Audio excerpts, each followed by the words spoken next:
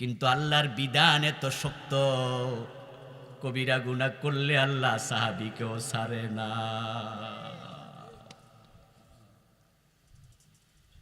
আল্লাহর বিধানে আল্লাহ এতটা শক্ত, কারো জন্য তিনি ছাড় দেন না।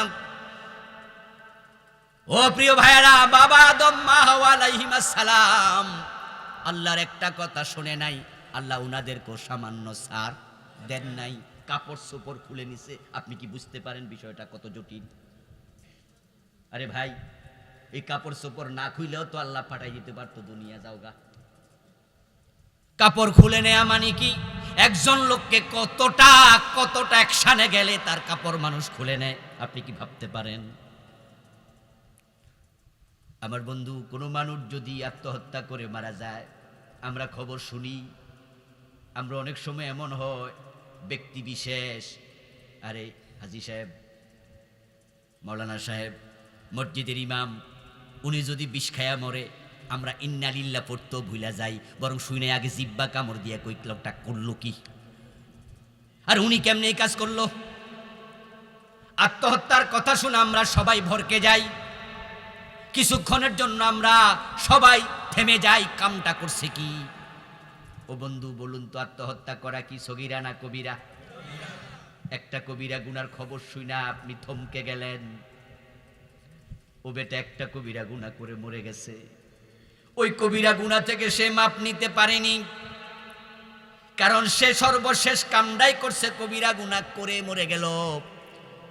আমরা কয়দিন আগে দেখেছি বাংলাদেশের একজন সিনেমার নায়ক, তার শ্বশুর গুলি খাইয়া নিজের গুলি নিজে দিয়া মরছে, ঠিক না? আচ্ছা, মরার আগে বেটা আবার কালেমাও পড়ছে, লা ইলাহা ইল্লাল্লাহু মুহাম্মাদুর রাসূলুল্লাহ ঠোস। আমাদেরকে অনেকে জিজ্ঞাসা করলো, হুজুর তার তো শেষ কথা ছিল কালেমা, হাদিসে তো আছে যে ব্যক্তি শেষ কথা কালেমা হয় সে ব্যক্তি জান্নাতে ঢুকবে। এটার জবাব কি? কি কঠিন প্রশ্ন। আমি বললাম, বিসমিল্লাহ কইয়া মদ খাইলে মদ খাওয়া জায়েজ হয়? বিসমিল্লাহ বলে যেমন মদ খাইলে মদ জায়েজ হয় না, ও বেটার কালেমা পড়ার পরে আত্মহত্যাও তাকে জান্নাতে নেবে না। প্রকৃত কালেমা বিশ্বাস করলে, কালেমা মানে তো হলো লা ইলাহা ইল্লাল্লাহ, আল্লাহ ছাড়া কাউকে মানি না, আর যে আল্লাহকে মানে সে আত্মহত্যা করতে পারে না। বরং কালেমাটা ছিল তার ইমোশন, কালেমাটা ছিল গিরিশচন্দ্র সেনের মতো। গিরিশচন্দ্র সেন ও কোরআনের অনুবাদ করার সময় লা ইলাহা ইল্লাল্লাহ পড়েছে, বলেছে, লিখেছে, কিন্তু তার কালেমা মুখে ছিল, কলবে নয়। কলবে যদি কালেমা ঢুকতো, গিরিশচন্দ্র সেন মুসলমান হয়ে যেত। ওই রিয়াজের শ্বশুর যদি প্রকৃত অর্থে কালেমাটা কলবে নিত, সে নিজেকে নিজে গুলি করে আত্মহত্যা করতে পারত না। এটা আল্লাহর নিষেধ। আমার বন্ধু, আত্মহত্যার খবর শুনে আমরা সবাই একটু থমকে যাই, কারণ এটা কবিরা গুনাহ। যেই লোকটাই কবিরা গুনাহ করে মারা গেল, মরে যাওয়ার কারণে এই গুনাহ থেকে তাওবা করার সুযোগ তার আর মিলল না। এবার আপনাদের কাছে জানতে চাই, একটু বলুন তো, এই যে আত্মহত্যা করে মারা গেল লোকটা, আত্মহত্যা করলো লোকটা, এই লোকটার আমল নামায় আর কয়টা কবিরা গুনাহ আছে? জিজ্ঞাসা করলে আমরা জবাব দিতে পারবো? কথা বলেন। আমরা জানি কয়টা আছে? কয়টার খবর জানলাম? আত্মহত্যা একটার খবর জানলাম। তার আমল নামায় একটা গুনাহ আছে আমরা নিশ্চিত, আর আছে কিনা আমরা জানি না। ওই একটার খবর শুনে আমরা আফসোস করি, কামটা করলো কি, হারে লোকটা কি করলো। এবার বলুন তো, তার একটা কবিরা গুনার জন্য এত আফসোস করলেন, আপনার আমল নামায় কবিরা গুনাহ আসেনি? একটা না আরো বেশি? তো নিজের জন্য আফসোস করবেন কবে? قال النبي صلى الله عليه وسلم الكيس من دان نفسه وعمل لما بعد الموت। প্রিয় নবী বলেছেন, দুনিয়ার মাঝে সবচেয়ে চালাক হলো সেই মানুষ যে মানুষটা নিজের দোষ নিজে খোঁজে, আত্মসমালোচনা করে। এখন আত্মসমালোচনা করতে গেলে ধরা পড়ছে, আমার আমল নামায় তো অনেক কবিরা গুনাহ আছে। এখন আপনি মনে মনে ভাবছেন হুজুর তাওবা কইরা মরমু, অসুবিধা কি? কিন্তু প্রশ্ন হলো আজরাইল কবে আসবে? আপনারে কি খবর দিয়ে আসবে? এমনও তো হতে পারে আজকে ফেরার পথে গাড়ির তলে পড়বেন, সম্ভাবনা আছে না নাই? আজকে ঘুমের মাঝে মরে যাবেন, সম্ভাবনা আছে না নাই? এখন বসে আছেন, এখনই স্ট্রোক করবেন, হাসপাতালে নেয়ার আগে শেষ, এটার সম্ভাবনাও আছে না নাই? গত কয়েকদিন আগে একটা মাহফিলে গেলাম, এই তো গত সপ্তাহ। মাহফিলে যাওয়ার পরে মাহফিল কমিটি আমার কাছে একটা ছেলের জন্য দোয়া চাইলো। বলল হুজুর আজকে সে মাইকিং করছে দুপুর পর্যন্ত, তারপরে বাচ্চা মানুষ, পোলাপান মানুষ খেলতে গেছে, ফুটবল খেলতে গেছে, বিকালবেলা খেলার মাঠে স্ট্রোক করছে, হাসপাতাল নেওয়ার আগে মরে গেছে, দোয়া করবেন। আমি বললাম বয়স কত? কই 18-19 হবে। ও প্রিয় ভাইটি, দুনিয়াতে আসতে সিরিয়াল আছে, যাওয়ার কোনো সিরিয়াল নাই। আজরাইল কার কবে আসে পূর্ব কোনো ঘোষণাও নাই। ওই আত্মহত্যাকারী একটা কবিরা গুনাহ লইয়া মরে গেছে, আফসোস। এখন তাওবা ছাড়া যদি আপনি মারা যান, নিজের জন্য আফসোস করা দরকার আছে না নাই? এই জন্য তাওবা করতে হবে, কবিরা গুনাহ থেকে বাঁচতে হবে। ওই যে সাহাবী দুইজনের কথা বললাম, তারা একটা একটা করে কবিরা গুনাহ করেছে, আল্লাহ সাহাবীকেও ছাড়ে না। আদম আলাইহিস সালাম একটা ভুল করছে, আল্লাহ আদম নবীরে ছাড়ে না। এখন সেই গুনার মাঝে আমরা অনেকে তো ডুবেই আছি। এখন কবিরা গুনাহগুলো থেকে বাঁচতে হলে কবিরা গুনাহ চেনা দরকার আছে না নাই? ইমাম আয-যাহাবী রাহিমাহুল্লাহ একটি বই লিখেছেন, তার বইয়ের নাম আল কাবাইর। এটা বাংলায় অনুবাদ হয়েছে, অনুবাদকরা নাম দিয়েছে কবিরা গুনাহ। ওই বইতে তিনি 70টার মতো কবিরা গুনাহ লিখেছেন। অথচ আমাদের দেশে অনেক মানুষ আছে, আপনারাও অনেকে আছেন, যদি সাদা কাগজ হাতে দিয়ে আমি কই কবিরা গুনাহ কোনটা কোনটা একটু লেখেন, 10, 20, 30টা লেখার পর আপনি আর পারবেন না। তাহলে কবিরা গুনাহ এমন আছে আপনি চিনেনও না, তো বাঁচবেন কেমনে? ও প্রিয় ভাইটি, কবিরা গুনাহ চেনা লাগবে, কবিরা গুনাহগুলো পড়ুন। ইমাম আয-যাহাবীর বইটা কিনবেন। না বুঝার কারণে আমাদের দেশের লোকেরা হাসতে হাসতে কবিরা গুনাহ করে। চা দোকানের সামনে বসে আছে, একটু রান চুলকাইতেছে, চুলকাইতে চুলকাইতে লুঙ্গি একবার রানের গোড়া তুল্লা বইয়া রইছে, এমন লোক আছে না নাই? সতর ঢাকা নফল না ফরজ? তো ফরজ লঙ্ঘন করলে সগীরা গুনাহ না কবিরা গুনাহ? এ বেটা যে রানের উপর কাপড় তুলা বইয়া রইল, কবিরা গুনাহ করতেছে, এ বেটার খবরই নাই। হাসতে হাসতে মানুষ কবিরা গুনাহ করে। মা বলতেছে ছেলেরে, করে বাবা গাছ থেকে একটা নারকেল পাইরা দে, একটা ডাব পাইরা দে। নারকেল গাছে উঠবে তার আগে লুঙ্গি কাঁচা বান্ধা দিছে, একবারে রানের গোড়ায় লুঙ্গি ছেকাইয়া গোসলিঙ্গি দিয়া কবিরা গুনাহ করতেছে। মানুষ তাকায়া দেখতেছে, যে দেখে তারও কবিরা গুনাহ, যে দেখায় তারও কবিরা গুনাহ। এই পৃথিবীতে আপনি আপনার রান থেকে নাভি পর্যন্ত নিজের স্ত্রী ছাড়া কাউকে দেখানো যাবে না। মানুষ হাসতে খেলতে গুনাহ করছে। কবিরা গুনাহগুলোর মাঝে 1 নাম্বার কবিরা গুনাহ হলো কুফর, 2 নাম্বার কবিরা গুনাহ হলো শিরক, 3 নাম্বার কবিরা গুনাহ হলো নিফাক, 4 নাম্বার কবিরা গুনাহ হলো হারাম খাওয়া, 5 নাম্বার কবিরা গুনাহ হলো বেদাতে লিপ্ত হওয়া, 6 নাম্বার কবিরা গুনাহ। এভাবে চলতে থাকবে। যদি সম্ভব হয় আমি কিছু বলে যাব, আপনারা যারা শুনবেন সবাই আমরা এই নিয়তে শুনবো, এই কবিরা গুনার সাথে আমরা কোনো সম্পর্ক রাখবো না। প্রথম কবিরা গুনাহ হলো কুফর।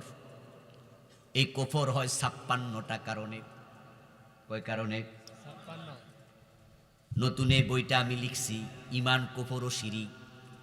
গত অক্টোবরে এটা বের হয়েছে, মানে নভেম্বর চলছে, 1 মাস হলো। আমি 56টা কারণ এখানে উল্লেখ করেছি, কিন্তু 56টা কারণ নিয়ে তো কথা বলা যাবে না। 1 মিনিট কইলেও কয় মিনিট লাগবো? তো কবিরা গুনাহ না অনেক আছে, তো একটা কইলেই তো চলবো না। মানুষ ইমান হারাচ্ছে কুফর করে, হাসতে হাসতে না বুঝা। যদি কোনো মানুষ কুফর করে, কুফর করার সাথে সাথে তার ইমানটা চলে যায়। কোনো মানুষ শিরিক করবে, শিরিক করার সাথে সাথে ঈমানটা চলে যায়। কোনো মানুষ নেফাকে ইতিকাদি করবে, অন্তরে নেফাক ঢুকবে, তার ঈমানটা চলে যায়। 4 নাম্বার হারাম খাওয়া, হারাম খাইলে ঈমান যায় না, তবে কবিরা গুনাহ শুরু হয়ে যায়। ঈমান যাবে 3টা কারণে। প্রথমটা কুফর, মানুষ এখন হাসতে হাসতে কুফর করে, শুধু কুফরি না, সিনার কারণে। قال النبي صلى الله عليه وسلم إن العبد لا يتكلم بالكلمة من سخط الله لا يلقي لها بالا يهبي بها في جهنم. ما شاء الله أنصت يا سلام. রাসূলুল্লাহ সাল্লাল্লাহু আলাইহি ওয়াসাল্লাম বলেন, আল্লাহর বান্দা না বুঝে গুরুত্বহীন ভাবে, সিরিয়াসলি নয়, ঠাট্টা করে এমন কথা বলবে যেই কথাতে আল্লাহ তার উপর অসন্তুষ্ট হবে এবং তাকে জাহান্নামের মাঝখানে ফেলে দেবে। কি যে বলেছে হয়তো সে বোঝেও নেই। লা ইউলকি লাহা বালা, এমন কথা বলছে গুরুত্ব দেয় নাই, হাসতে হাসতে কইছে। বন্ধুর সাথে বন্ধু গল্প করছে, গল্প করতে গিয়ে বলছে সমবয়সী দুজনে হজ করছে, দুজনে মসজিদে নামাজ পড়ে। তো বলতেছে, ভাইজান আপনি তো হাজি সাহেব, আপনি তো নামাজি মানুষ, আপনি তো ভালো মানুষ, কিন্তু একটা জায়গায় আপনার সমস্যা, সেটা হলো এই আল্লাহর কোরআন আদালতে আসুক, আল্লাহর কোরআন সংসদে ঢুকুক, আল্লাহর কোরআন পুরা দেশ চালাক, এই বিষয়ে কিন্তু আপনি কোনো কাম করেন না। নামাজ কালাম করেন, এটা তো ভালা, রাসূল তো কোরআন দিয়া দেশ চালাইছে, তো আপনি আন্দোলন কেন করেন না? হাসতে হাসতে কয়, আরে মিয়া সব জায়গায় ইসলাম ইসলাম করিও না। এমন বলার লোক আছে কিনা? দুই বন্ধু গল্প করতেছে, এখানে সিরিয়াস কিছু না, ঝগড়া ফাসাদও না। নামাজ পড়ে ভালো, রোজা রাখে ভালো, হজ করে ভালো, দাঁড়িয়ে আছে, টুপি আছে, পাজামা পাঞ্জাবি তাসবিহ জিকির সব আছে। বলা হলো কোরআনটা দিয়ে আমরা সমাজ চালাতে চাই, ওই কোরআন যদি আদালতে ঢুকে যায় তাহলে গরিব আর ধনীর পার্থক্য থাকবে না, সমাজে ন্যায় বিচার এসে যাবে। এই কোরআন আদালতে না যাওয়ার কারণে মানুষের আইনে চলছে আদালত। যারা কোটি কোটি টাকার মালিক তারা মানুষ খুন করে বেঁচে যায়, তাদের বিচার করার মতো সামর্থ্য আদালতের থাকে না।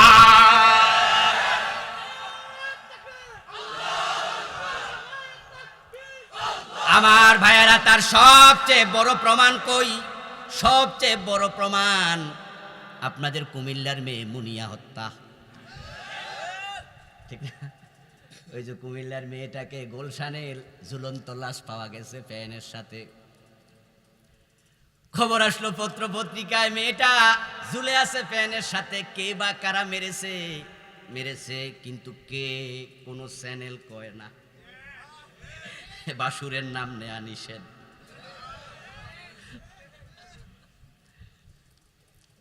আরে কোনো চ্যানেল লেখে না, শুধু লেখে যে হ্যাঁ একটা গ্রুপ লিমিটেডের এমডি, ওর সাথে ওর সম্পর্ক ছিল, এমডি সাহেব তার হাত থাকতে পারে, কিন্তু এমডি ডাকে বাসুরের নাম কেউ কয় না। কেমনে বলবে? কারণ যে চ্যানেলগুলো আছে টেলিভিশন চ্যানেলে, তাদের কোটি কোটি টাকার অ্যাডভার্টাইজমেন্ট, তারা সেখান থেকে টাকা কামাই করে। এজন্য গ্রুপ অফ কোম্পানির এমডির নাম নেয় না। পরে চলে গেল একদিনের বড় একটা অংশ, এশারের টাইম থেকে পরে আস্তে কইরা নাম আসলো আনবীর। তামাম দেশে হইচই পড়ে গেল, পত্র পত্রিকার হেডলাইন হলো পরের দিন এত বড় বড় লেখা, আনবীরের হাতে মুনিয়া হত্যা হলো। টেলিভিশন চ্যানেলগুলো নিউজ করলো, সারা দেশে হইচই পড়ে গেল। শোনা গেল আনবীর নাকি বিদেশ চলে গেছে, যা হোক হয়েছে, আমরা কেউ জানি না বাস্তবতা কি, কিন্তু চ্যানেল বলতেছে হ্যাঁ হ্যাঁ তার সাথে সম্পর্ক। মেয়ের বোন মামলা দিল, কত জায়গায় কত কিছু হলো, শেষ পর্যন্ত চার্জশিট হলো, চার্জশিটে আনবীরের নামটাই। ও বন্ধু, মানুষের বানানো আইন এমন, মানুষের আইন আর মাকড়সার জালের মাঝে পার্থক্য থাকে না। মাকড়সা যখন জাল ভোনে তখন তার মেন্টালিটি হলো এমন, এমন জাল বানাইছি এখান দিয়া কে যাবে, যাওয়ার সময় ধরা খাবে, আর আমি সেখান থেকে ধরে ধরে পেট পুরাবো। কষ্ট আর করা লাগবে না। ঠিকই ওই মাকড়সার জালের মাঝখান দিয়া মাছি গেল ধরা খায়, মশা গেল ধরা খায়, কিন্তু দুদিন পরে টিকটিকি দৌড় মারছে, জালে খুঁজে পায় না। মাকড়সার জালে মশা মাছি ধরা পড়বে, টিকটিকি না, টিকটিকির বল বেশি, এর ধরতে পারবো না। এই জন্য গরিবের ছেলে মদ খাইলে তারে পুলিশ ধরে নিয়ে যায়, লকারে ফালাইয়া পিটায়, সেখান থেকে কিছু টু পয়স কামায়, পরে আবার থানা থেকে জেলে দিয়ে দেয়। গরিবের ছেলেরা মদ খাইয়া মার খায়, ধনীর ছেলেরা শেরাটনে সোনার গায়ে রেডিসনে গিয়া মদ খায়, মেয়ে নিয়ে নাচে, ওদেরকে কোনো পুলিশ ধরে না, বরং উল্টা সেলুট দেয়া লাগে।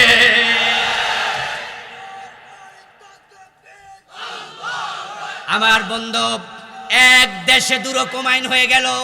কয় রকম আইন হলো? গরিবের জন্য একরকম, ধনীর জন্য ভিন্ন রকম। আর যদি আপনার কোরআনের আইন হয়, তাহলে নবী মুহাম্মদ সাল্লাল্লাহু আলাইহি ওয়াসাল্লাম বললেন, আমার মেয়ে ফাতেমা যদি চুরি করে, আমি ফাতেমার হাতটাও কেটেই দেব।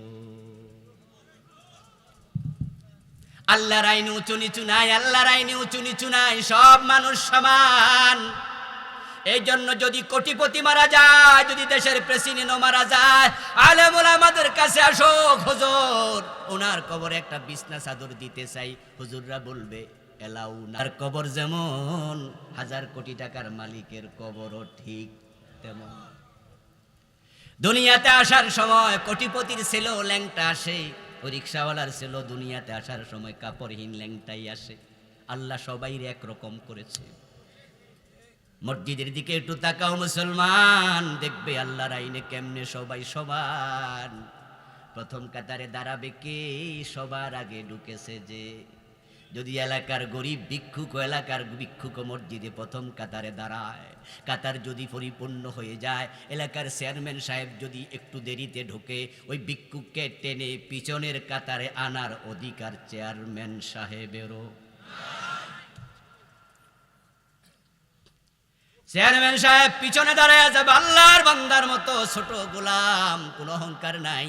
সামনে ফকির, পিছনে চেয়ারম্যান দাঁড়ায় গেছে।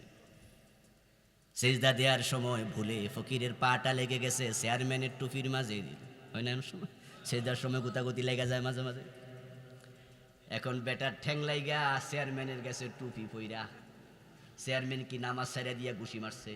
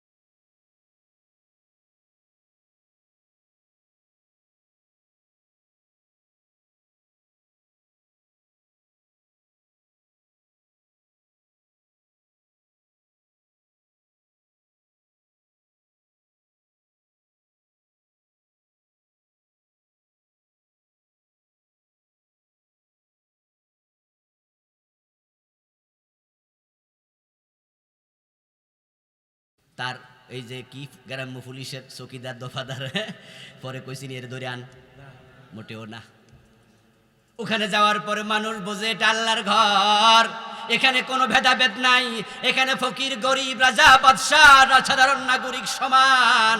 ওই আল্লাহর কোরআনটা পড়লে যেমন মন প্রশান্ত হয়ে যায়, আল্লাহর কোরআন যদি আদালতে চলে যায়, সংসদে চলে যায়, পুরা দেশ শান্তিতে ভরে যায়। এই জন্য আমরা দেখেছি ওমরের যুগে, কি দেখেছি আমরা হযরত ওমরের সময়, অদ্য দুনিয়ার সম্রাট ওমর গাছতলায় ঘুমায়, বডিগার্ডের প্রয়োজন আর নেই।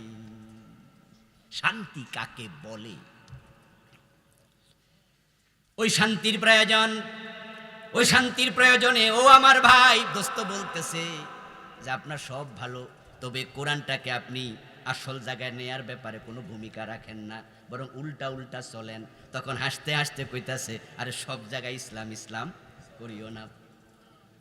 এই কথাটা বলার সাথে সাথে কুফর হয়ে গেছে, আর কুফর হওয়ার সাথে সাথে ঈমান শেষ। এটা হলো আকবারুল কাবাইর, সবচেয়ে বড় কবিরা গুনাহ। প্রশ্ন হলো কেন কুফর হলো? এই ভদ্রলোক তো বলে নাই আমি কালেমা মানি না, এই ভদ্রলোক তো বলেনি আমি ইসলাম মানি না, এই ভদ্রলোক তো বলেনি আমি কোরআন মানি না, উনি তো নামাজও পড়ে রোজাও রাখে, সব আছে। কুফর হলো কেন? কুফর হলো দোস্ত কোরআনের একটা আয়াতের সাথে তার কথাটা সাংঘর্ষিক হয়ে গেছে, কন্ট্রাডিক্টরি হয়ে গেছে। কোরআনে আল্লাহ বলছে উদখুলু ফিস সিলমে কাফা, ইসলামে আংশিক ঢুকবেন না পরিপূর্ণ। ইসলাম কি আংশিক ধর্ম না পরিপূর্ণ ধর্ম?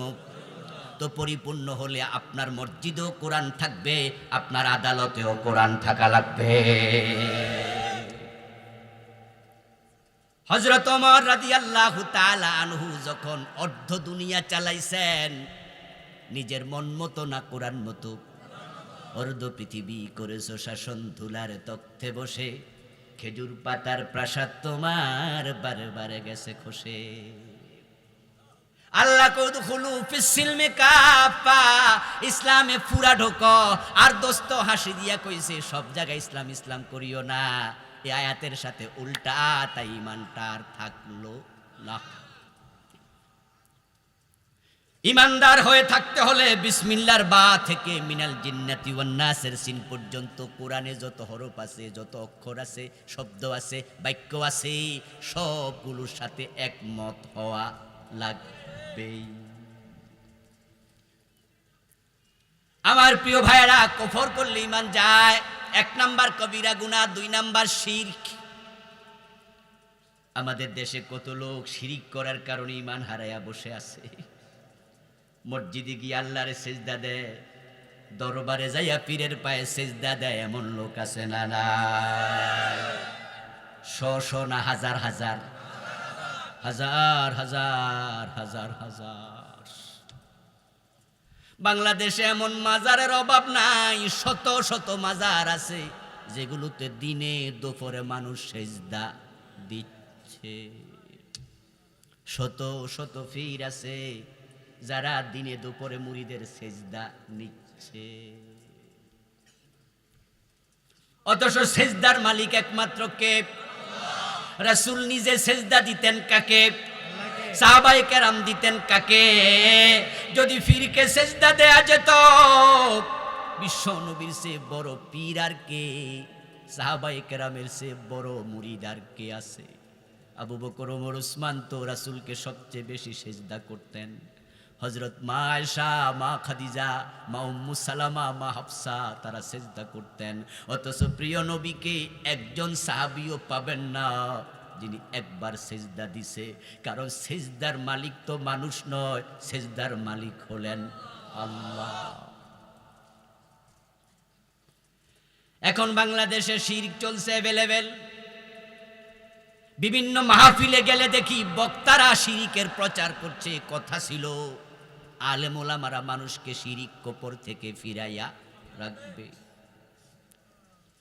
এখন দেখি মাহফিলে বক্তা শিরিক করে, মাজারে যাইয়া মুশরিক হয়। বক্তা বলতেছে মাহফিলের মাঝে পাবলিক রে কয় আমার সাথে আপনারাও গান, বক্তাও গায়, পাবলিকও গায়, গাউসে পাকের নাম জপিলে আল্লাহ পাওয়া যায়। কয় কি রে, কয় কি মান শেষ।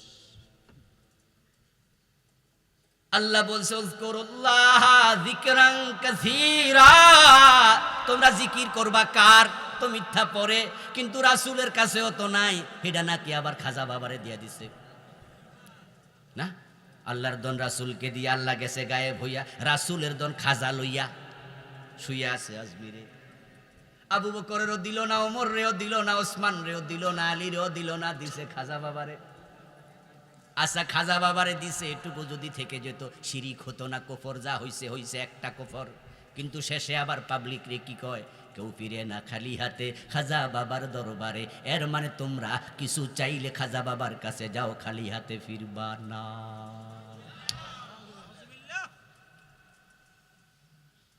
আমি আজমিরে যাই নাই, চিন্তা আছে যাব। ভারত থেকে অনেক দাওয়াত আসে, কিন্তু ভারতে ওয়াজ করার জন্য কেন জানি মনটা টানে না। ওখানে আলেমরা গেলে নাকি আসার পথে একটু খুব রিস্ক হয়, ঝামেলা করে, ভেজাল করে, অ্যারেস্ট হয়েছে এমনও আছে। তো আমি এই জন্য যেতে চাই না, কিন্তু যাব এক সময় আজমির দেখতে। যারা দেখেছে এমন একাধিক ভাই থেকে আমি শুনেছি। আমার একজন ঘনিষ্ঠজন আছে, উনি ডজন ডজন বার ভারত গিয়েছে, আজমিরও গিয়েছে অনেকবার। আমাকে বললেন হুজুর কত রকমের শিরিক যে সেখানে হয় আপনি কল্পনাও করতে পারবেন না। কিন্তু শাহপরান রাহেমাহুল্লাহকে, শাহজালালকে সালাম দেওয়ার জন্য সিলেটে গিয়েছিলাম একবার ছাত্র জীবনে। জাফলং ঘুরতে গেলাম, সিলেট দেখতে গেলাম, দুই আল্লাহর প্রিয় বান্দাকে সালামও দিতে গেলাম।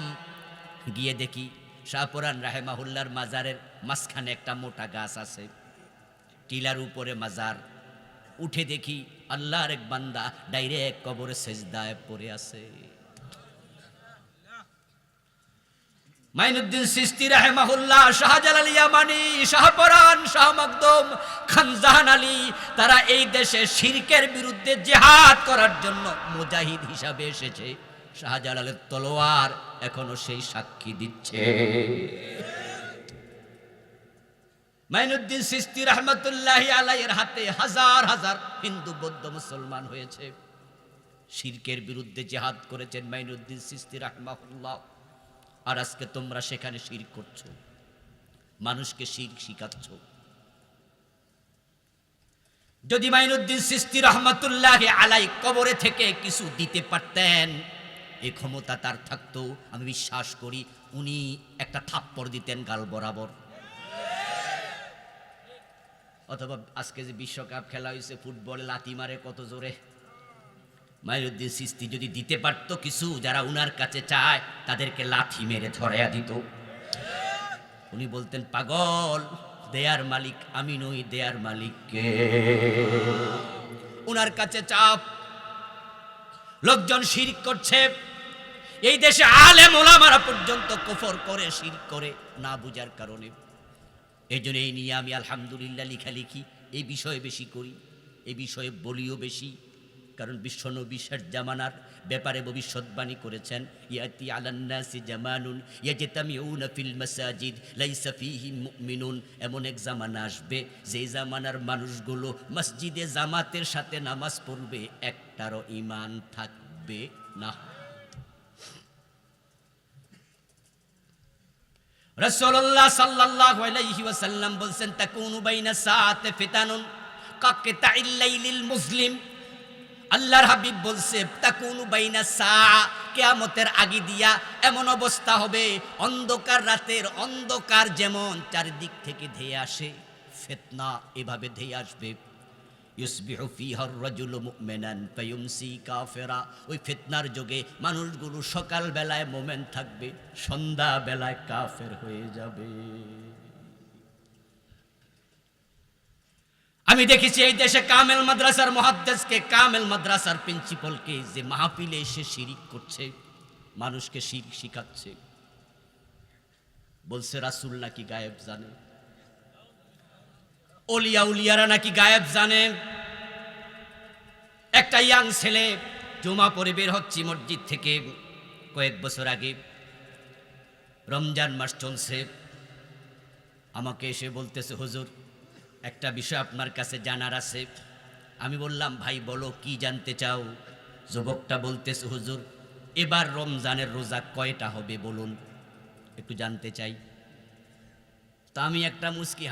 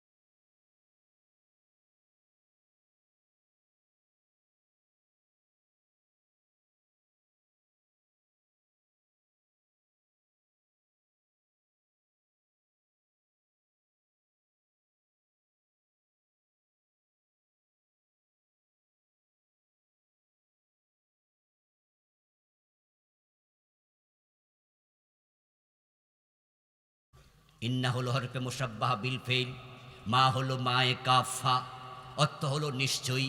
কিন্তু ইন্না এবং মা যখন এক জায়গায় যোগ হয়ে যায় তখন এটা আদতে হসর হয়, হরফে হসর হয়। তখন অর্থ আর নিশ্চয়ই থাকে না, অর্থ হয় শুধুমাত্র।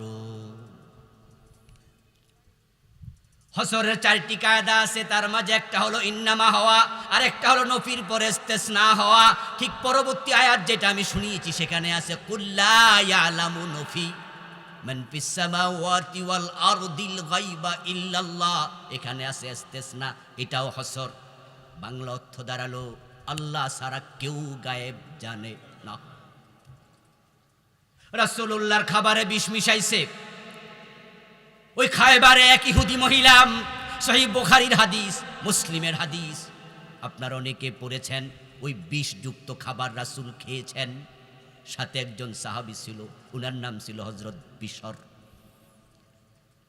এক টুকরা রাসূল খেলেন, আর এক টুকরা হযরত বিশর রাদিয়াল্লাহু তাআলা আনহু খেলেন। এর ভিতরেই ওই মাংসের ভিতর থেকে আওয়াজ আসলো, ইয়া রাসূলুল্লাহ, আর খাবেন না, আমার মাঝে বিষ আছে। রাসূলুল্লাহ সাল্লাল্লাহু আলাইহি ওয়াসাল্লাম বললেন, বিশর আর খেও না। ইতিমধ্যে হযরত বিশর অসুস্থ হয়ে গেলেন, শহীদ হয়ে গেলেন, মরে গেলেন। রাসূল সাল্লাল্লাহু আলাইহি ওয়াসাল্লাম অর্ডার দিলেন, ওই মহিলা থেকে কিসাস গ্রহণ করো, কারণ হত্যার বদলে কিসাস হত্যা, এটা কোরআনের বিধান। কুতিবা আলাইকুমুল কিসাসু ফিল কতলা। আপনাদের কাছে আমার প্রশ্ন, রাসূল যদি গায়েব জানতেন তাহলে বিষ মিশানো খাবার কেন খেলেন? ওই যে সাহাবী মরে গেল, রাসূল গায়েব যাই না, তারে খাইতে দিল, কামটা কি ঠিক হইল? একজন সাহাবী মরে গেল, আরে ভাই আপনার সামনে একটা বিড়াল যদি পানিতে পড়ে মরে, আপনিও তো দৌড় মারেন, কেমনে বাঁচানো যায়? ঠিক না? এটা মুরগির বাচ্চা যদি পানিতে পড়ে মরে, আমরা ভাত খাওয়া বন্ধ করে দৌড় মারি, এটা বাঁচাই আগে। এবার আপনাদের কাছ থেকে একটু জবাব জানতে চাই, সাহাবীদের প্রতি রাসূলের মায়া আছে না নাই? আরে উনি তো বাবার চেয়ে বেশি মায়া করতো উম্মতকে। তো ওনার সাথে বসে বিষ খায়া মরে যাবে সাহাবী, রাসূল গায়েব যেন বলল না খেও না। রাসূলুল্লাহ সাল্লাল্লাহু আলাইহি ওয়াসাল্লাম ইন্তেকালের পূর্বে খুব কষ্ট পাচ্ছিলেন। হাদিসে পাওয়া যায় প্রিয় নবীর গায়ের বর্ণ চেঞ্জ হয়ে গেছে, কিছুটা সবুজ বর্ণ ধারণ করেছে। রাসূলুল্লাহ তখন বললেন, এটা হলো ওই বিষের প্রতিক্রিয়া এখন দেখা দিয়েছে। রাসূল সাল্লাল্লাহু আলাইহি ওয়াসাল্লাম মেরাজ থেকে আসলেন, কাফেররা প্রশ্ন করলো মসজিদ আকসার দরজা জানালা কয়টা? রাসূল জবাব দেন, আমি তো জানি না, কি যে করি কি যে করি। সালুনি আন আশিয়া ওয়া লাম আসবুতহা ফাকারিবতু কুরবাতান লাম আকরুব মিসলাহু কাত্তু। সহিহ মুসলিমের হাদিস। তারা আমারে এমন প্রশ্ন করলো, জবাব আমার জানা নাই। দরজা জানালা কয়টা আমি তো গুনতে যাই নাই, আমি তো জানি না, কি যে বলি কি যে বলি, এমন বিপদে পড়লাম, এ জাতীয় বিপদে কোনোদিন পড়ি নাই। ফাজাল্লাল্লাহু লিল বাইতুল মুকাদ্দাস, হঠাৎ করে দেখি আমার আল্লাহ বাইতুল মুকাদ্দাস আমার সামনে হাজির করে ফেলেছেন। ফাতাফাকতু আখবিরুহুম আন আয়াতিহি ওয়া আনা আনজুরু ইলাইহি। তারপরে এবার আমি গনে গনে দেখে দেখে বলতে শুরু করে দিলাম সুবহানাল্লাহ। তো রাসূল গায়েব জানলে বাইতুল মুকাদ্দাস হাজির করা কি দরকার? রাসূল সাল্লাল্লাহু আলাইহি ওয়াসাল্লাম যখন কাফেররা ওনাকে বিভিন্ন ব্যাপারে আটকাইতে চাইতো, বাজে প্রশ্ন করত, ঠেকানোর জন্য প্রশ্ন করত, যেগুলোর উত্তর রাসূল জানতেন সেগুলোর উত্তর সাথে সাথে দিতেন। যে প্রশ্নের উত্তর জানা ছিল না উনি বানায়া দিতেন না, ওহির জন্য অপেক্ষা করতেন। গোজামিল দিতেন, আন্দাজে বলতেন, বানায়া বলতেন, বরং তিনি অপেক্ষা করতেন, পরে আসিও। সূরা দোহা নাজিলের শানে নজুল পড়বেন, দেখবেন সূরা দোহা নাজিল হয়েছে যে প্রেক্ষাপটে রাসূল কেমন কিছু প্রশ্ন করেছিল, উত্তর তিনি জানতেন না। উনি বলছেন যে পরে আইসো, কিন্তু এর মাঝে ওহী আসা বন্ধ হয়ে গেছে, কিছুদিন ওহী আসে নাই। রাসূল টেনশনে পড়ে গেছে। পরে আল্লাহ সূরা দোহা নাজিল করে বলে, মা ওয়াদ্দাআকা রাব্বুকা ওয়া মা ক্বালা। ও নবী, টেনশনের কারণ নাই, আপনার প্রভু আপনার উপর অসন্তুষ্ট হয় নাই, আপনাকে পরিত্যাগ করে নাই। এর মাঝে কাফেররা তো বলে বেড়াচ্ছে, মুহাম্মদ সময় দিছে, কালকে আসিও, পরশু আসিও, কইতে তো পারে না। ওরে যে জিনে ধরছে, জিন আর আসে না, বলেন নাউজুবিল্লাহ। রাসূলের উপর নাকি জিন আইতো, আসতো জিবরিল আমিন, ঠিক কি না? রাসূল ওহির জন্য অপেক্ষা করেন, গায়েব জানলে অপেক্ষা করা কি দরকার? অতি আবেগে আজকে ইমান হারাচ্ছে তো এমন কিছু মানুষ আছে, আমাদের কুমিল্লাতেও আছে, রাসূল মানুষ এটা মানতেও রাজি হয় না। এটা কিন্তু কুফর, ইমান চলে যাবে, এই জাতীয় চিন্তা সাবধান। কারণ কোরআনে আছে কুল ইন্নামা আনা বাশার, আপনি বলুন আমি মানুষ, আর আপনি বলতেছেন রাসূল মানুষই না। আজীব তো, হালকামি করছে, হালকামি করে ইমান হারাচ্ছে। দোস্তকে বলতেছে, এই মিয়া তুমি এসব কথা কেমনে কও, এই কথা তো হাদিসে নাই। দোস্ত হালকামি কইরা কয়, আরে রাখ তোর হাদিস, আগে আমার কথা শোন। বলেন এমনে, আরে রাখ তোর হাদিস। আমার বন্ধু হাসতে হাসতে ইমান শেষ হলো, কারণ কোরআনের উল্টা হয়ে গেল। কোরআনে আছে মা তাকুমুর রাসূলু ফাখুদু ওয়া মা নাহাকুম আনহু ফান্তাহু, আমার রাসূল যা করতে বলেছেন করো, যা ছাড়তে বলেছেন ছাড়ো। আর হো কয় কিনা রাখ তোর হাদিস। রাসূলের হাদিসের কথা বলবে, আল্লাহর কোরআনের কথা বলবে। ইমান যদি ধরে রাখতে চাও মুসলমান, সাথে সাথে চুপ হয়ে যাবে, মাথা নত করে দেবে। তুমি শুধু বলবে কালু সামেনা ওয়া আতানা, শুনলাম আর মানলাম, কোন রকমের বিপরীত শব্দ বলা যাবে না। আমার বন্ধু, হবে কবিরা গুনাহ যদি আপনার ভিতরে নেফাক থাকে। আমি শিরক নিয়ে বই লিখেছি, চলমান 29টা লিখছি। কত শিরিক যে দেশে চলছে, হয়তো আপনি পড়ে আশ্চর্য হবেন, আরে এটা তো আমিও করি, ইন্না লিল্লাহ। হয়তো আপনি জানেন না, একটু আওয়াজ করে বলুন তো, জবাব দিন তো ভাইয়েরা। না জেনে বিষ খাইলে অসুবিধা আছে না নাই? তো না যাই না শিরিক করলে ইমান যাবে না? যাবেই তো। আল্লাহর কিয়ামতের দিন বলে দেবেন আল্লাহ আমি জানি না, আর আল্লাহ বলবে জান্নাতে ঢুকে যাও, এত সোজা? অনেকে তো তাই মনে করে, অনেকে কয় চা দোকানে বসে হুজুররা জানেও বেশি, হুজুরদের হিসাবও আর আমরা জানিও কম। বাহ কি মজা! আমার বন্ধু, নেফাক করলে ইমান চলে যায়, নেফাক ইতিকাদি ঢুকলে ইমান চলে যায়, এটা আকবারুল কাবায়ের। এই বিষয়ে পড়তে হবে, জানতে হবে। রাসূলুল্লাহ সাল্লাল্লাহু আলাইহি ওয়াসাল্লামের যুগে মুনাফিক ছিল কিনা? জোরে বলেন ছিল কিনা? আজকের যুগে মুনাফিক কমেছে না বেড়েছে? হাদিস ইদা হাদ্দাসা কাযাবা, মুনাফিকের আলামত চিনবা কেমনে? যখন কথা বলবে মিথ্যা বলবে। ইদা ওয়াদা আখলাফা, যখন ওয়াদা দেবে ওয়াদা খেলাফ করবে। ইদা তুমেনা খান, আমানত রাখলে আমানত ধ্বংস করবে, লঙ্ঘন করবে, ক্ষতি করবে, আমানত ভঙ্গ করবে। ইদা খাসামা ফাজারা, ঝগড়া লাগলে গালিগালাজ করবে। হাদিসে 4টা আছে, আরও আছে, কোরআনেও আছে। আমি এই বইটাতে মুনাফিকের আলামত লিখেছি মোট 28টা, কোরআন হাদিস থেকে ডকুমেন্ট দিয়ে দিয়ে। এখন বাংলাদেশে মিছা কথা কওয়ার লোক আছে না নাই? দোকানে যাইয়া দেখেন মিছা কথা কারে কয়, ব্যবসায়ী আমনেরে বুঝাইয়া ছাড়ব উদাহরণ সহ দিয়া। মিথ্যা না বললে নাকি ব্যবসা হয় না? আগে ব্যবসা করতে পুঁজি লাগতো, এখন পুঁজি তেমন লাগে না। মুক্তবাজার অর্থনীতিতে এখন এমন অনেক কোম্পানি বের হয়েছে যারা এসআর পাঠায় দোকানে। আগে কয় মাল রাখেন, বেচা কেনা কইরা টাকা দিয়েন।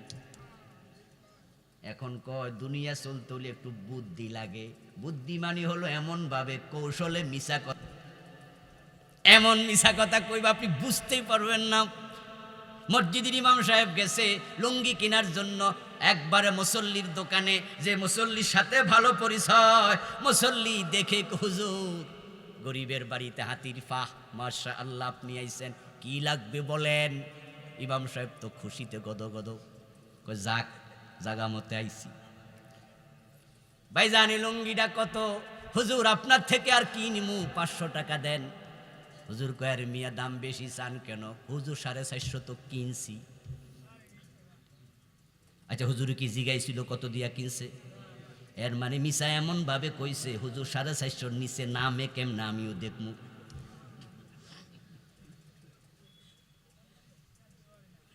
এখন হুজুর তো মনে মনে কয় 450 দিয়া কিনছে, এখন কম কেমনে দেই? হুজুর 500 টাকার নোট দিয়া কয় আচ্ছা আমনে এবার রাখেন, কি রাখবেন? এবারকে হুজুর আমনের থেকে কি ব্যবসা করমুনি, ধরেন 50 টাকা নেন, তবে দোয়া কইরা দেন। হুজুর থেকে ব্যবসা নিছে দোয়া, আর হুজুর তো মনে মনে খুশি, আজকে আমি জিতছি। মানুষ কয় হুজুর হইলে বলে ঠকে, আমি তো ঠকি না, আমি আজকে জিতছি। এখন হুজুর দোয়া টোয়া কইরা বাইর হইছে। দোকানে একটা ছোট্ট ভোলা ব্যবসা শিকার জন্য গ্রাম থেকে দোকানে চাকরি করে ফেটে বাতে, এর বাপে দিয়া গেছে ব্যবসা শিখ। ওই ফোলা এবার হুজুর যাওয়ার পরে কইতাছে আঙ্কেল এই লুঙ্গি তো 250 দিয়া কিনছেন, 450 কইলেন। কোরে বেডা না কইলে কি দিত, তুইও ব্যবসা শিখ। কথায় কথায় মিথ্যা বলে এমন হাজার উকিল আছে না নাই? পুরা মামলা রায় হওয়ার দিন পর্যন্ত মিছা কয়। তবে ভালো 2-4 জন উকিল ব্যারিস্টারও আছে যারা মিথ্যার আশ্রয় নেয় না, প্রয়োজনে মামলা কম হবে। কথায় কথায় মিথ্যা বলে হাজারো ব্যবসায়ী, কিন্তু 2-4 জন ব্যবসায়ী আছে একটা মিথ্যা কথাও বলে না। গত সপ্তাহে ফেসবুকে দেখলাম একজন ভদ্রলোক ব্যবসা খুলেছে, খুলে ফেসবুকে লিখছে তার ব্যবসায় দোকানের এই নাম, খান কাপড়ের ব্যবসা করছে। সে লিখে দিছে নিচে, মনটা ভরে গেল, বিশেষ দ্রষ্টব্য, বিক্রিত মাল ফেরত নেয়া হবে। না নাই না নাই, সে লিখছে হবে এটা রাসূলুল্লাহ সুন্নাহ। সুবহানাল্লাহ করেন, এটা রাসূলুল্লাহ সুন্নাহ, এটাকে বলা হয় একালা। আল্লাহর হাবিব বলেছেন যেই ব্যক্তি একালা করবে, বিক্রিত মাল ফেরত নেবে, নিশ্চয়ই যে ফেরত দিতে আইছে তার একটা ওজর আছে। আচ্ছা একটা মাল কিনে মানুষ কি শখে ফেরত দেয়? একটা ওজর আছে। আল্লাহর হাবিব বলেন যদি তুমি একালা করো, কোনো ভাইয়ের ওজর গ্রহণ করো, তার বিপদ থেকে তারে বাঁচাও, এই একালার কারণে কিয়ামতের দিন আল্লাহ তোমাকে বিপদ থেকে বাঁচাইয়া দেবে। তাহলে ভালো 2-4 জন ব্যবসায়ী এখনো আছে না নাই? ভালো ডাক্তার ইঞ্জিনিয়ার আছে না নাই? ভালো আইনজীবী আছে না নাই? আছে এখনো। কিন্তু অনেকে আছে বন্ধু এমন, কাউকে ঠকায়ও না। নেফাক নিয়ে লিখেছি 28টা, আর কথা বললাম না। বইটা স্টেজে আছে, ইনশাআল্লাহ আমার ড্রাইভার থেকে নিয়েন, খুব উপকারী বই হবে ইনশাআল্লাহ। এরপরে বলেছি হারাম খাইলে কবিরা গুনাহ হয়। হারাম খাওয়ার লোক আছে না নাই? সুদে টাকা লাগায়, গোশ খায়, কত কিছু করে, হারাম খাচ্ছে দেদারছে, কবিরা গুনাহ। সাবধান। নামাজ তরক করছে কবিরা গুনাহ, আমার বন্ধু বেদাত করছে কবিরা গুনাহ, আরো আছে কত। আজকের মাহফিল থেকে অতটুকু শিক্ষা নিয়ে যান, আমি আমার কলবে কোনো কবিরা গুনাহ রাখতে চাই না। আর কবিরা গুনাহ থেকে বাঁচতে হলে আজকেই তাওবা করো, আজকে করো, আজকে করো। তাওবা করার সাথে সাথে আমার আল্লাহ এমন ভাবে ক্ষমা করে, কামাল্লা যামবালাহু, মনে হয় যেন আল্লাহ এমন ভাবে ক্ষমা করলো সে গুনাই করে নেই। আর পরের হক যারা মারছেন, যারা পরের হক মাইরা কবিরা গুনাহ করছেন, এই উঠবেন না, বসেন, উঠবেন না। বই এখন বেচা হবে না কিন্তু। এই ড্রাইভার সাহেব, আমি বুঝছি তো দৌড় মারছে, মনে পড়ে না পাইলি। আমার বন্ধু অনেকে আছে পরের হক খাইয়া তারপরে আল্লাহরে কয় আল্লাহ আর খামু না। জিনা এত সোজা না। যারা পরের হক খাইছেন, পরের হক ফিরাইয়া দিয়া তাওবা করা লাগে। আল্লাহর হক যেটা নষ্ট করেছেন, আল্লাহর হক যদি আপনি নষ্ট করেন, আপনি ডাইরেক্ট ক্ষমা চান, আমি আর মদ খাবো না, আমি আর জেনা করব না, আমি আর নামাজ কাজা করব না, আমি আর রোজা ছাড়ব না, আমি আর বেপরদা হব না, চোখের গুনাহ করব না। আল্লাহ আপনাকে এখনই ক্ষমা করে দেবেন। কিন্তু পরের জমি দখল করছেন, নিজের বোন এখনো 10 বছর আগে বাবা মা মরছে, বোনের জমি দেয় না, এমন ভাই আছে না নাই? এটা ভাই না ডাকাইত? ছোট ডাকাইত না বড় ডাকাত? কারণ রাস্তায় গাড়ির মাঝে ডাকাতি হয়, বাড়িতে বিভিন্ন জায়গায় ডাকাতি হয়।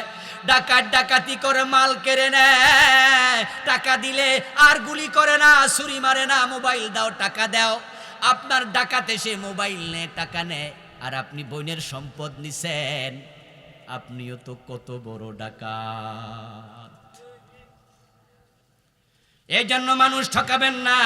পরের জমিতে বাড়ি করে বসে আছে হাজী সাহেব, মানুষ জাল দলিল করে এমনও আছে না নাই?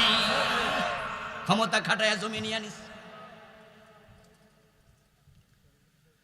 আল্লাহর হাবিব বলছেন, এই জমিটাকে আল্লাহ 7 গুণ বড় করে তোমার গলায় ঝুলাইয়া তারপরে বলবে কিয়ামতের দিন টাইনা নেও। ও প্রিয় ভাই, সাবধান সাবধান। বোনের জমি বোনকে ফিরাইয়া দেন, ফুপুর জমি ফুপুকে ফিরাইয়া দেন, যার হক তাকে দিয়ে দেন। এই জমিন আল্লাহ 7 গুণ বড় করবে। 1 বিঘত যদি হয় 7 বিঘত হবে, 1 হাত জমি হয় 7 হাত হবে। খেতে আইলের মাঝে ঘাস উঠছে, ঘাস সাফ করতে যাইয়া কোদাল দিয়া কোপ মাইরা আইলত দেখ কাইটালায়। এমন আছে না নাই? খেত বড় করছে, পরের জমি দখল করছো, আল্লাহ 7 গুণ বড় করে গলায় ঝুলাবে, টানবা কেমনে? আল্লাহর কাছে আমরা ক্ষমা চাই। প্রভু আমার, যে কবিরা গুনাহগুলো করে ফেলেছি ক্ষমা করে দাও। সিদ্ধান্ত নিতে চাই ভবিষ্যতে আর কবিরা গুনাহ করব না।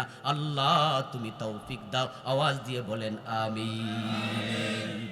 হাদা মা ইনদি ওয়াল ইলমু ইনদাল্লাহ আলাইহি তাওয়াক্কালতু ওয়া ইলাইহি উনীব। সম্মানিত ভাইয়েরা, একসাথে দোয়া করে বিদায়।